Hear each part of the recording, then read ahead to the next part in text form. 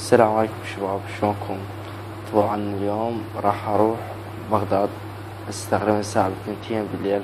هسه ما نايم وقاعد العب جي تي اي. اوكي شباب، ان شاء الله اصوركم بغداد. طبعا انا رايح بشغل بس همي راح اصوركم هناك. اوكي ابقوا وياي لحد ما ارجع لكم. اوكي شباب، هاي هسه طبعا طلعنا بعد ما وصلنا بغداد.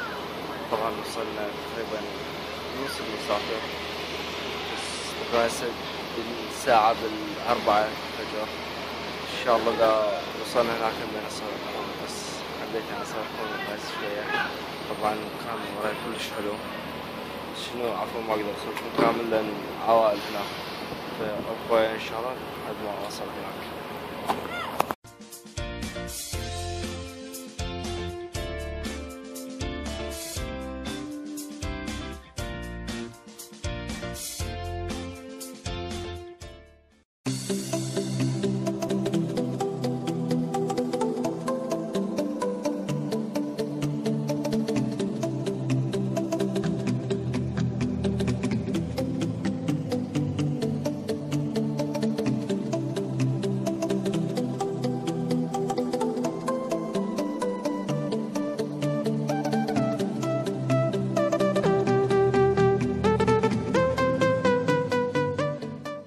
اوكي شباب، طبعا هسه انا بالوزارة عندي معاملة قلت لكم، جاي اقدم هنا بعد المدير ما جاي علم بدي اقدم له اياها، قاعد انتظره تقريبا باقي له نص ساعة.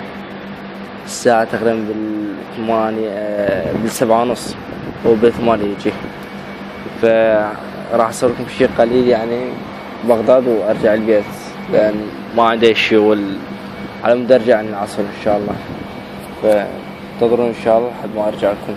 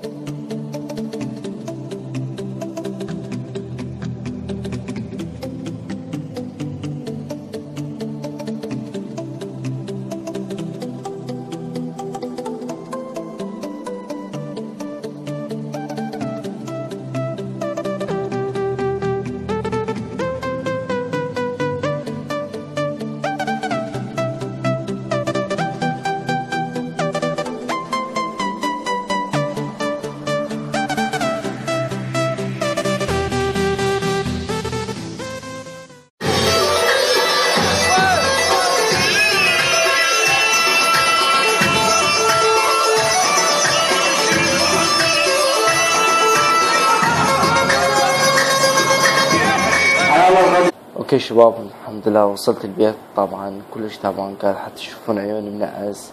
الساعة تقريبا 10 بالليل. شفتوني رحت لبغداد واعتذر ما صورت لكم شي، بس انا ما رحت يعني اتونس، ورحت عندي معاملة على الوزارة ورجعت بس. وشفتوني رحت العرس قرايبنا، حتى بالعرس انا ما صورت لكم شي، اعذروني لان ما كنت اقدر اصور، ممنوع التصوير بالاعراس بالموبايل. اوكي شباب، لا تنسوا الاشتراك بالقناة واللايك على الفيديو.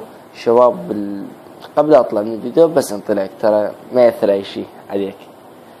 ديروا بالكم على نفسكم لان انتم كشخة.